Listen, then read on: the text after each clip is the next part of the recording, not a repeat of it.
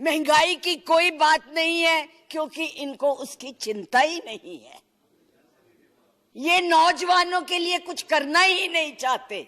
आज विद्यार्थी जो पूरे देश में झंडा लेके खड़े हैं, उनको अपने भविष्य का फिक्र है कि हम डिग्री तो ले लेंगे पर नौकरियां कहां से लाएंगे, क्योंकि इस अभिभाषण में उसका कोई जिक्र ही नहीं है। ये अभिभाषण ऐसे लगता है जैसे मुंगरी लाल के सपने दिखाए जा रहे हैं। मुंगरी लाल के 2014 में भी दिखाए थे, अभी भी दिखाए रहे हैं। अभी राणा जी बोल के गए, राणे कि जी कांग्रेस भी मैनिफेस्टो देती थी, हमने करके दिखाया है। आज अगर आप गरीबी की रेखा से नीचे देखें तो लोगों का हुआ है। अरे आज यहाँ बैठे हुए हो, हवाई जहाजों में चलते हो और उनमें चलते हो, किसने दिए, किसने बनाए? आज स्कूल कॉलेज यूनिवर्सिटी किसने बनाए? आईआईटी किसने बनाई? एमएमटी किसने बनाई? जिसमें आज आप दिखाई दे रहे हो। क्या किया है 6 साल में? केवल भारत को तोड़ने की कोशिश की है, भारत को बांटने की कोशिश की है और कुछ नहीं किया है। मास वही करो। आज आप लोग इस देश को इस तरह से बांटना चाहते हैं। कुछ नहीं है, ना महिलाओं के लिए है। आज पूरी महिलाएं जो है इस चिंता में हैं कि हमारा भविष्य ठीक है, हम सुरक्षित है, वहां उनको कुछ दिया नहीं जा रहा। और मैं ये कहना चाहूंगी कि मैं पूछना चाहती हूं, क्योंकि आप बहुत इतिहास के बखेर हुए हैं, मोहम्मद गौरी को किसने बुलाया था? किसने कहा था दिल्ली में आंख बंद करने के लिए? कौन जयचंद था? कौन जयचंद था? महाराणा प्रताप जब हल्दी की घाटी में लड़ रहे थे, किस राजा ने उसकी मदद की अकबर के खिलाफ में? बैठ जाइए, बैठिए, चुप करके बैठो। सुनो मैडम, प्लीज आप चेयर को एड्रेस करें मैडम, प्लीज। इस तरह की भाषा एक भील जाति के लोगों ने, एक भील जाति के लोगों ने महाराणा प्रताप का साथ दिया था। कहां थे तब? आज बात करते हैं देश को आजाद कराने के लिए अहिंसा का पाठ बढ़ाया। आप क्या जाने अहिंसा, जो लाठी लेके तो ट्रेनिंग देते हैं, आज लाठी की जगह बंदूक और रिवॉल्वर आ गए हैं। और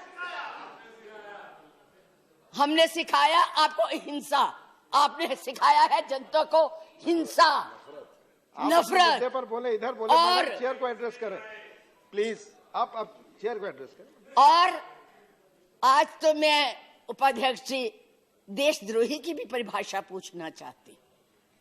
क्या है देशद्रोही की परिभाषा? किसको देशद्रोही कहते हैं? मुझे याद है जब कम्युनिस्ट पार्टी ने भारत की आजादी को नहीं माना था, 4 साल के लिए बैन कर दी थी, लेकिन उनको देशद्रोही नहीं कहा था नेहरू ने। सरकार ने देशद्रोही नहीं कहा था। पंडित नेहरू के खिलाफ लोकसभा में वाजपेयी जी बोलते थे, उनको देशद्रोही नहीं कहा था। आज कोई भी आपके प्रधानमंत्री के खिलाफ, आपके गृह मंत्री के खिलाफ, उनकी नीतियों के खिलाफ बोले, वो देशद्रोही हो गया है। उनको जेल में डाल दो, उनको पकड़ लो। 6 साल के बच्चों को भी नहीं आप तो छोड़ रहे। आप क्या करेंगे? आपके पास ना तो कोई कार्यक्रम है, ना आपके पास भारत के लिए कोई नया सोच है, कुछ नहीं है। केवल एक सोच है कि कैसे इस देश को तोड़ा जाए।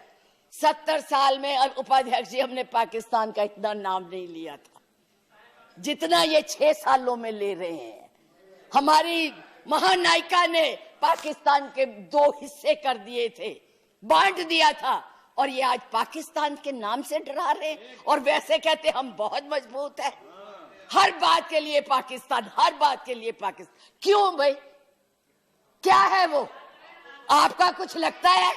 हाँ, जरूर लाहौर में जरूर बिरयानी खाने गए थे, कांग्रेस नहीं खिलाती, बिना बुलाए गए थे। और आज बात करते हैं किसकी बात करते हैं? मैं ये कहना चाहूंगी, प्लीज। मैं ये कहना चाहूंगी कि इस भारत को मत तोड़िए। बड़ी मुश्किल से पटेल नेहरू ने इकट्ठा किया है, आप तोड़ रहे हैं। आप नहीं कहते हैं, आप तोड़ रहे हैं, इसका विभाजन कर रहे हैं, लोगों को बांट रहे हैं। मैडम आप चेयर को एड्रेस करें, आपस में चर्चा लोग, ना करें। मैं उनको एड्रेस ही नहीं करती जी, मैं उनको समझती कुछ नहीं हूँ, वो है ही कुछ नहीं, जिनको बोलने की समझ नहीं है उनसे क्या बात करनी है। मैं तो ये कह रही हूँ कि इस देश को मत बांटिए, इस देश के टुकड़े मत कीजिए, नफरत मत फैलाइए। बहन जी चुप रहिए, अपनी बारी में बोल लेना जो बोलना होगा, अब चुप करके बैठी रहिए प्लीज। अब देश के टुकड़े मत कीजिए। आज जो हम इस स्थिति, आपका इसी सीए ने, आज जो आपका एक ही देश था, पाकिस्तान आपसे नाराज, चाइना आपको कुछ नहीं समझता, नेपाल भी आपसे खफा हो गया है, और एक बांग्लादेश था जिसको भी आपने इस सीएए से नाराज कर दिया है। आज वो भी सोच रहे, उसके 4 मंत्रियों ने अपना प्रोग्राम कैंसिल किया, एक उसमें कि इस देश में ऐसी बातें हो रही है।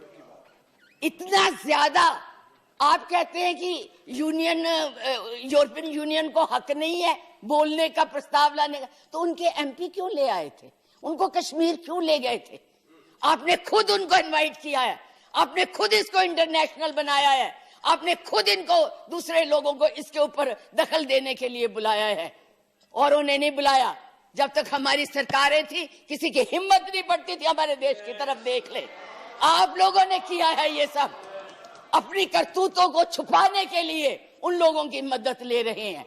आपके पास कोई प्रोग्राम नहीं है, आपके पास कोई कार्यक्रम नहीं है, केवल एक कर्म है कि गोली से उड़ा दो जी, मार दो जी, खिला दो जी, यही आपकी यही आप करने जा रहे हैं। इसलिए मैं आप लोगों से कहती हूँ कि इस देश को मत बांटिए, इस देश की एकता को बनाए रखिए। इस देश में जो भी यहाँ है, आज वो सदियों से रह रहे हैं, अभी नहीं आए हैं। अब पाकिस्तान और बांग्लादेश, अरे भाई वो तो है ही इस्लामिक कंट्रीज, उनके बारे में क्या बोलना है? हम तो सेकुलर, हम तो धर्म को मानते हैं। किस धर्म की बात आप करते हैं? किस राम की बात करते हैं जिसने अपनी मर्यादा को रखने के लिए जनता की बातें सुनी थी? उस जनता की बात सुन के उसने सीता को वनवास भेज दिया, और आप लोग बात तक नहीं करना चाहते। किस राम राज्य की बात करते? किसको पूछते हैं आप?